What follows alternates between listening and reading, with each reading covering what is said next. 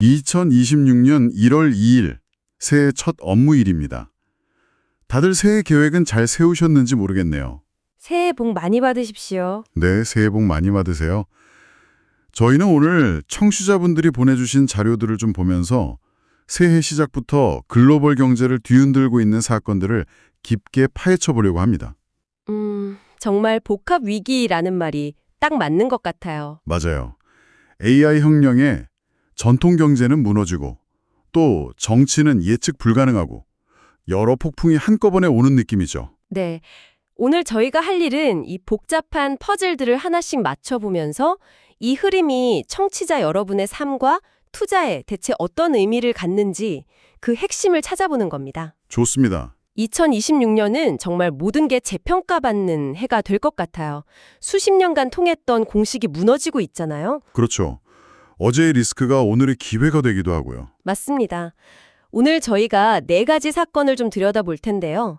첫째는 미국 럭셔리 유통의 상징, 삭스 글로벌의 몰락과 그게 K-패션에 미치는 영향. 네. 둘째는 메타와 엔비디아가 벌이는 AI 전쟁의 새로운 국면, 그리고 여기서 한국 반도체의 운명이 어떻게 될지. 이건 정말 중요하겠네요. 그리고 셋째는 트럼프 행정부의 관세 정책, 그 진짜 속내를 한번 파헤쳐보고요.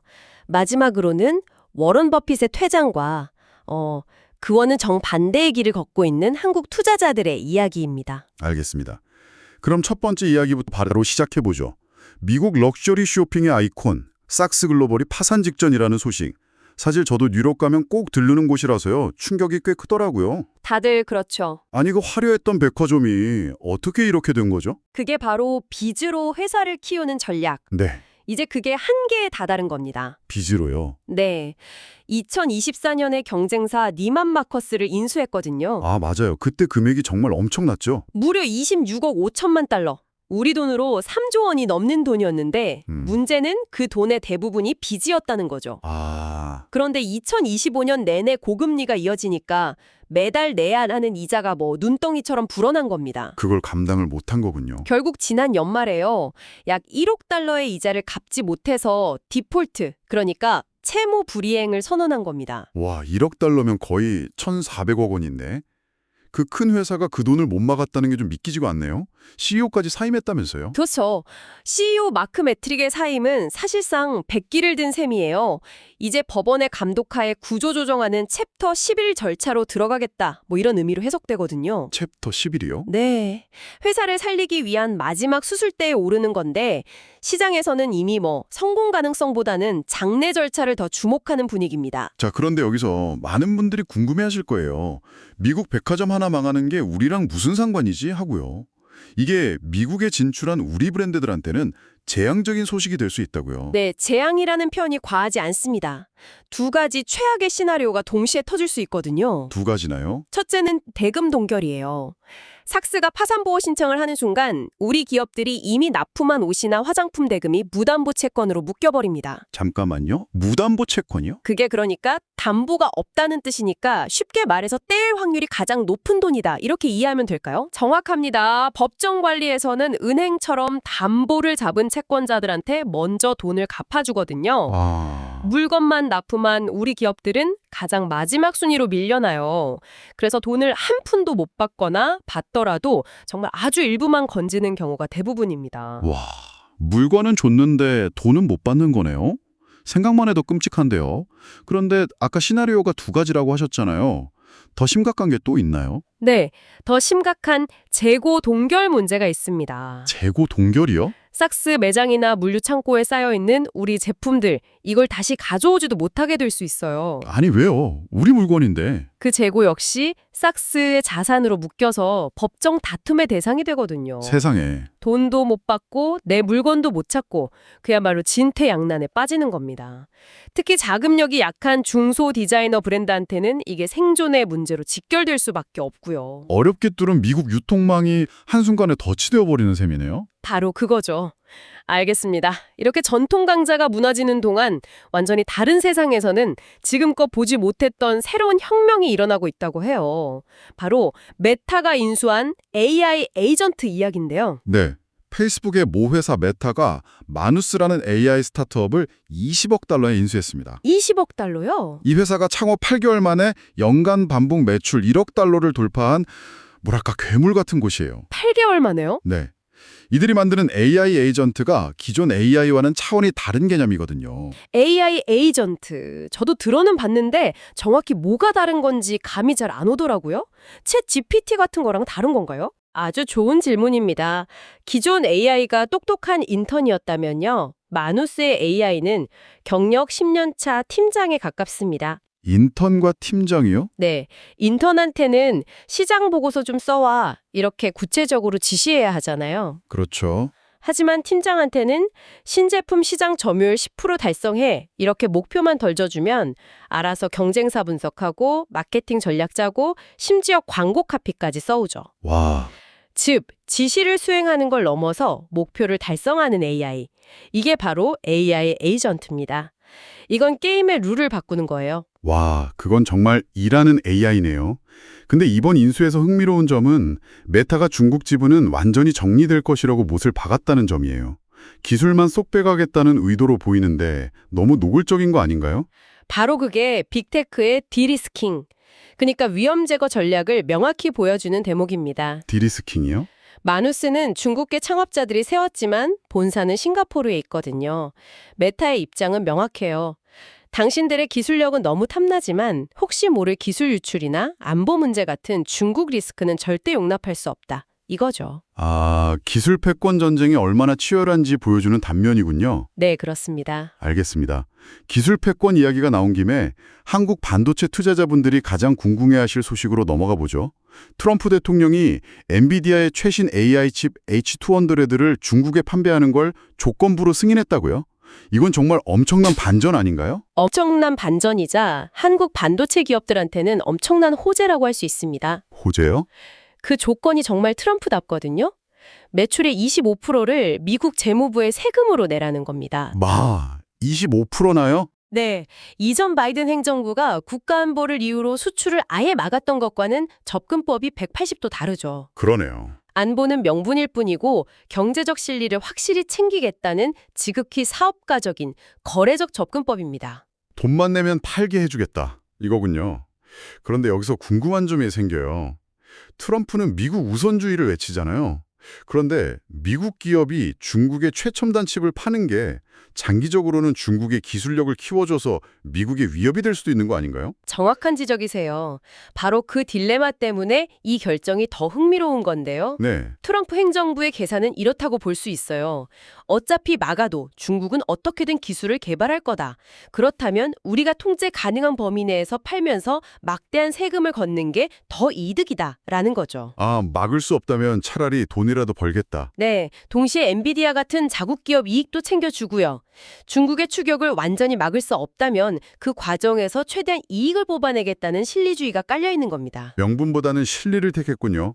그럼 이게 왜 우리 반도체 기업들한테 그렇게 큰 호재가 되는 거죠? H200 칩에는 심장과도 같은 부품이 들어갔는데요. 네. 바로 고대역폭 메모리 HBM3E입니다. 그리고 이 HBM3E 시장은 삼성전자와 SK하이닉스가 90% 이상을 장악하고 있어요. 와, 90%요. 거의 독점이네요. 대체 불가능한 부품인 거죠. 그동안 제재 때문에 최신 칩을 못 구해서 발을 동동 구르던 알리바바나 텐센트 같은 중국 빅테크들이 이제 빗장이 풀렸으니 H200 칩을 말 그대로 싹 쓰려 하려 할 겁니다. 아하. 그 수요가 폭발하면 그건 곧 한국산 HBM의 주문 폭주로 직결될 수밖에 없는 구조예요. 아, 엔비디아가 중국 시장에서 슈퍼카를 팔면 우리는 그 차에 반드시 들어가는 최고급 타이어를 독점 공급하는 셈이군요. 맞습니다. 이건 낙수 효과가 아니라 거의 공동 운명체 수준이죠. 계속해서 트럼프 행정부 이야기인데요. 또 예측 불가능한 행보가 포착됐어요. 새해부터 중국산 주방 가구에 50% 관세를 매기겠다고 하더니 갑자기 1년 유예를 해줬다고요? 이건 또 무슨 변덕이죠? 언뜻 보면 변덕 같지만 사실 이것도 표심이라는 아주 냉정한 계산이 깔려 있는 겁니다. 표심이요? 네, 현재 미국 가구 가격이 이미 4.6%나 오른 상태거든요. 인플레이션 때문에 다들 힘들어하는데 생활 필수품인 주방 가구 가격을 관세 때문에 50%나 더 올린다. 이건 정치적 자살행위나 마찬가지죠. 아, 유권자들 지갑사전 앞에서는 무역전쟁도 잠시 멈추는 거군요. 그렇다면 한샘이나 현대리바트 같은 국내 업체들은 한숨 돌려도 되는 걸까요? 사실 우리 가구 업체들의 미국 수출 비중이 작아서 직접적인 영향은 거의 없어요. 하지만 여기서 우리가 주목해야 할 건 트럼프 행정부의 패턴입니다. 패턴이요? 관세 폭탄 터트린다 이렇게 전 세계를 향해 고함을 치면서 협상력을 극대화하다가 국내 정치 상황에 따라 슬쩍 거두는 치고 빠지기 전략이죠. 마치 영화 속 협상 장면 같네요. 인지를 잡고 극한으로 위협하다가 원하는 걸 얻으면 풀어주는 식이요. 정확합니다. 예측 불가능성 자체를 무기로 쓰는 거예요. 그리고 이 패턴은 앞으로 자동차, 철강, 반도체, 우리 주력 산업에도 언제든 적용될 수 있다는 걸 명심해야 합니다. 알겠습니다. 이제 마지막 주제로 넘어가 보죠. 투자의 살아있는 전설, 워런 버핏이 60년 만에 버크셔 해서웨이 CEO 자리에서 물러났습니다. 네, 정말 한 시대가 저물었다는 상징적인 사건이죠. 저도 대학생 때 처음 주식 시작하면서 읽었던 책이 버핏 관련 서적이었는데 그가 없는 투자 시장은 정말 상상이 잘 안 가네요. 그렇죠. 후계자가 그렉 아벨이라는 인물인데 실력자이긴 합니다만 시장의 국정은 버핏 프리미엄이 사라진다는 점이에요. 아, 버핏 프리미엄. 네. 위기가 닥쳤을 때 나는 여전히 미국에 투자한다. 이 한마디가 시장을 안정시키는 힘이 있었잖아요. 그 카리스마가 사라진 버켓셔가 과연 과거와 같을까? 이런 의구심이 큰 거죠. 새로운 그렉 아벨 체제는 어떤 방향으로 나아갈까요? 아무래도 버핏과는 좀 다르겠죠. 월가에서는 아벨이 에너지나 철도 같은 눈에 보이고 손에 잡히는 실물 자산 투자를 확대하는 방어적 가치 투자로 전환할 가능성이 높다고 봐요. 현재의 AI 기술주 열풍과는 조금 다른 길이네요. 네. 버크셔가 보유한 현금만 400조 원이 넘는데 이 돈을 어디에 쓸지가 올해 시장의 가장 큰 관전 포인트 중 하나입니다. 그런데 이렇게 가치 투자의 대가가 무대 뒤로 사라지는 지금 한국의 개인 투자자, 이른바 서학개미들은 정반대의 길을 그것도 아주 극단적으로 달리고 있다고요. 데이터로 보고 정말 깜짝 놀랐습니다. 놀라운 수준을 넘어 충격적이죠. 한국 투자자들의 미국 주식 보유 상위 종목 리스트를 보면요. 초고위험 레버리지 상품들이 상위권을 장악하고 있습니다. 레버리지가요? 네.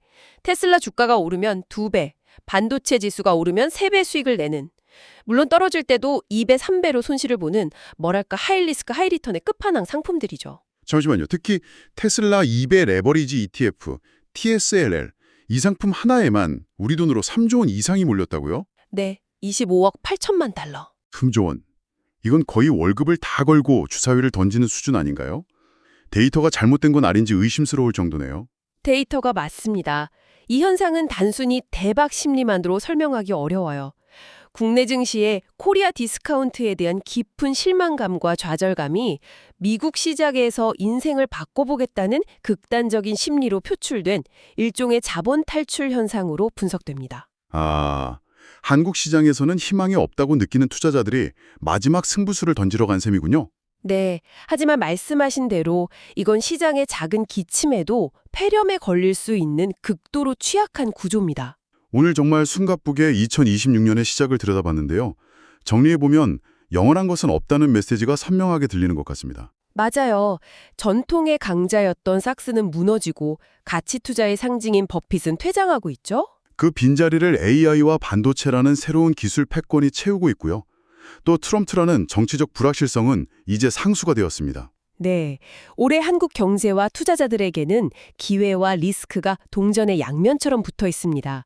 엔비디아의 중국 수출은 우리 반도체의 역사적인 기회가 될 수 있지만 트럼프의 관세 정책이 언제든 그 발목을 잡을 수 있고요. 네. 그리고 방금 이야기 나눈 서학개미의 레버리지 쏠림 현상은 미국 증시의 작은 조정이 한국 가계자산 전체를 뒤흔드는 뇌관이 될 수 있다는 강력한 경고 신호로 받아들여야 합니다. 오늘 우리는 코리아 디스카운트에 대한 좌절감이 어떻게 미국 시장에서의 초고위험 투자로 이어졌는지 목격했습니다. 여기서 청취자 여러분께 마지막으로 생각해볼 질문을 하나 던져봅니다. 만약 3조 원이라는 저 거대한 자본과 위험을 감수하려는 뜨거운 투자 에너지를 다시 국내 시장으로 돌아오게 만들려면 과연 우리 시장에는 어떤 근본적인 변화가 먼저 일어나야 할까요?